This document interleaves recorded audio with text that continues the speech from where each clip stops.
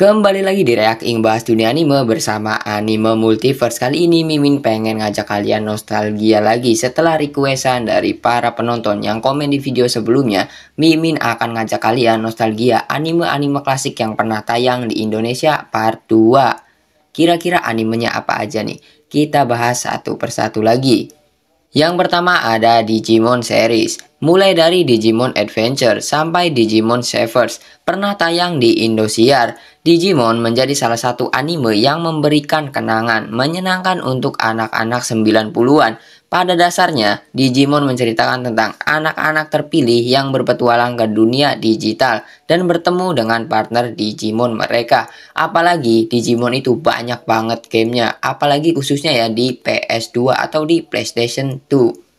Kemudian yang kedua ada Yu Yu Hakusho. Yu Yu Hakusho jadi salah satu anime yang pernah tayang di TV Indonesia, tepatnya di TV 7. Anime ini mengisahkan tentang seorang anak berusia 14 tahun bernama Yusuke Urameshi. Pada suatu saat, ia menyelamatkan seorang anak yang hampir tertabrak mobil. Namun sayangnya usaha ini mengorbankan nyawanya dan ia pun tewas di dunia alam baka.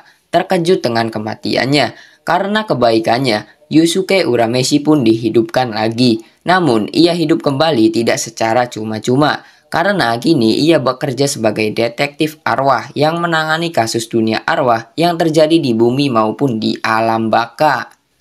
Kemudian ada Yu-Gi-Oh! Duel Monster. Yu-Gi-Oh! Duel Monster pernah tayang di RCTI. Anime ini mengisahkan tentang Yugi Mutou yang memiliki dua kepribadian dan jago dalam duel monster. Berbagai masalah yang ia temui harus diselesaikan dengan duel. Saat ini, Yu-Gi-Oh! Sudah sampai seri ke-6 dan lebih banyak jenis kartu baru yang ada serta mekanik untuk menggunakannya. Di sini siapa nih yang pernah ngumpulin kartunya Yu-Gi-Oh? Mimin juga pernah ngumpulin waktu kecil ya. Kemudian ada Whistle. Mungkin tak banyak yang ingat dengan anime yang satu ini, tapi Whistle memiliki cerita yang sangat menarik, berbeda dengan Tsubasa Ozora yang sudah jago dari awal. Kaza Matsuriso harus belajar sepak bola dari awal untuk bisa bermain di timnya. Nantinya ia juga akan bertemu dengan teman setim yang jago. Jujur kalau Whistle Mimin juga nggak nonton sih. Yang kelima ada anime favorit kita semua, khususnya untuk kalian para cowok, yaitu Captain Tsubasa Road to 2002. Masih ingat kan dengan lagu opening anime ini yang berjudul Dragon Screamer? Kalian pasti ingat dan bisa nyanyinya lah. Ya, Captain Tsubasa Road to 2002 pernah tayang di TV 7. Kalian pasti juga tak asing dengan pengisi suara Tsubasa bernama Ade Basuki. Animasi anime ini pastinya terlihat lebih keren dibandingkan sama yang lama. Cerita Kapten Tsubasa ini berlanjut sampai Tsubasa masuk tim Catalunya. Kalau ini sungguh memorable sekali ya anime ini. Soalnya dulu tayangnya itu pagi. Jadi Mimin kalau misalkan sebelum sekolah nonton Kapten Tsubasa 2002 dulu.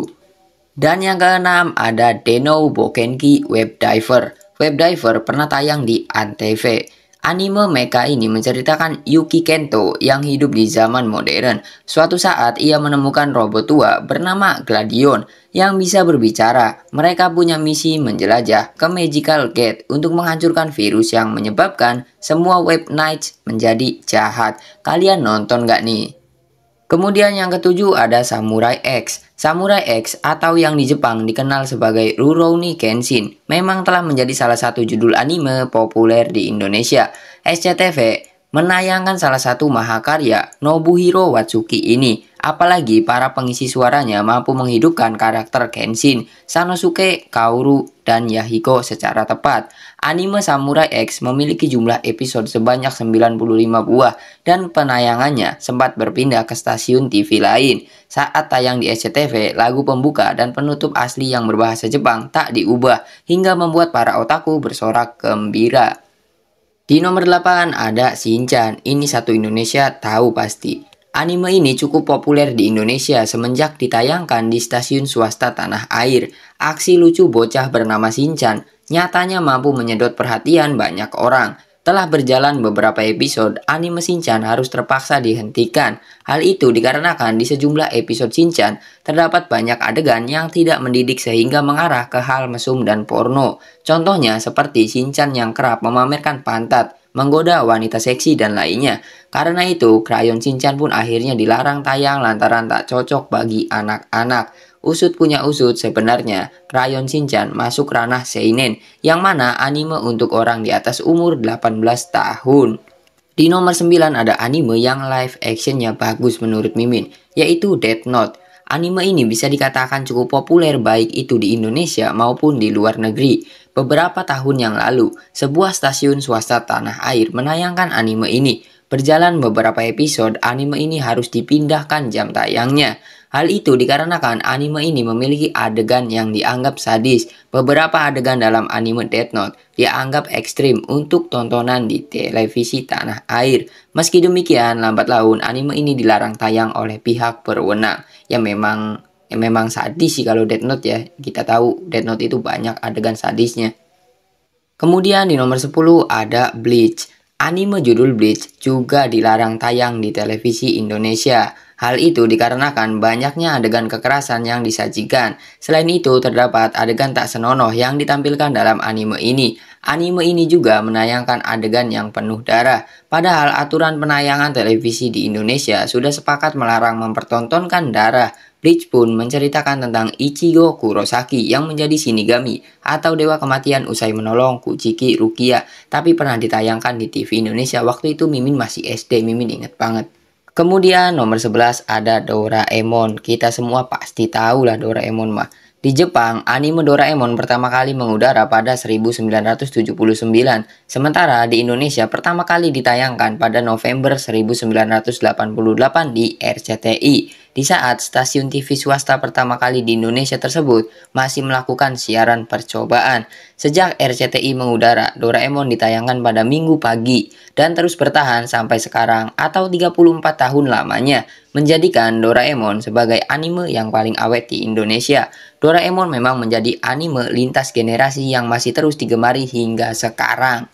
Kemudian nomor 12 ada Dragon Ball. Dragon Ball adalah anime legendaris yang pertama kali tayang di Indosiar pada tahun 1995 hingga tamat pada 2005. Kemudian Indosiar mengulang lagi Dragon Ball dari awal sampai tamat lagi pada 2015 dan total telah menayangkan Dragon Ball selama 20 tahun lamanya. Dragon Ball Super beberapa waktu yang lalu juga sempat ditayangkan di RCTI. Indosiar pula yang mengenalkan Dragon Ball ke anak-anak Indonesia dan jadi salah satu ikon populer di era 90-an dan di era Mimin di era 2000-an ya. Dragon Ball itu tayang minggu. Kemudian ada Naruto, anime yang tayangnya menuju waktu maghrib. Awalnya Naruto di Indonesia ditayangkan di Trans TV, kemudian berpindah ke Global TV atau sekarang bisa disebut GTV pada 2007. Saat itulah nama Naruto mulai tenar di Indonesia. GTV terus menayangkan Naruto sampai diulang-ulang karena di Jepangnya sendiri belum tamat. Sampai pada akhirnya penayangan Naruto di GTV tamat pada sekitar tahun 2018 atau setahun setelah tamat di Jepang. Manganya sendiri sudah tamat pada akhir tahun 2014. Kalau Naruto sih Naruto kecil itu di Global TV ya. Mimin itu kalau misalkan nonton Naruto, kalau mau berangkat ngaji nonton Naruto dulu dan Shippuden-nya itu di hari Minggu di Indosiar. Kemudian di nomor 14 ada Detektif Conan. Menurut Wikipedia, anime Detektif Conan pertama kali tayang di Indosiar pada tahun 2001 sampai tahun 2006. Kemudian disambung oleh Space Tune pada 2007 hingga 2010. Dipindah lagi ke O Channel pada 2011 sampai 2013. Detektif Conan juga dianggap tidak baik untuk anak-anak karena adanya kekerasan berupa pembunuhan. Pada 2020, NET sempat menayangkan kembali Detektif Conan. Kemudian di nomor 15 ada Bakugan. Bakugan adalah serial televisi anime Jepang Kanada yang diproduksi oleh TMS Entertainment. Ceritanya berpusat pada kehidupan makhluk yang disebut Bakugan dan petarung perang yang merasukinya. Waralaba Bakugan sendiri merupakan perusahaan patungan antara Sega Toys dan Spin Master. Bakugan ini terkenalnya sampai banyak anak-anak Indonesia termasuk Mimin ngoleksi mainannya waktu SD ya. Itulah 15 anime yang tayang di TV Indonesia, walaupun ada yang sampai tamat dan ada yang dihentikan di tengah jalan karena masalah lain ya, yang tadi Mimin sudah jelaskan. Dan masih banyak anime yang tayang di TV Indonesia yang belum Mimin bahas. Kalau misalkan kalian pengen Mimin bahas lagi anime mana lagi yang pernah tayang di TV Indonesia, Mimin akan buatin part 3 dan kalian boleh tulis di kolom komentar. Mungkin untuk video kali ini cukup sampai di sini. Terima kasih untuk kalian yang sudah menonton video ini sampai habis. Jangan lupa untuk like, comment, share, dan juga subscribe. Sampai berjumpa di video selanjutnya.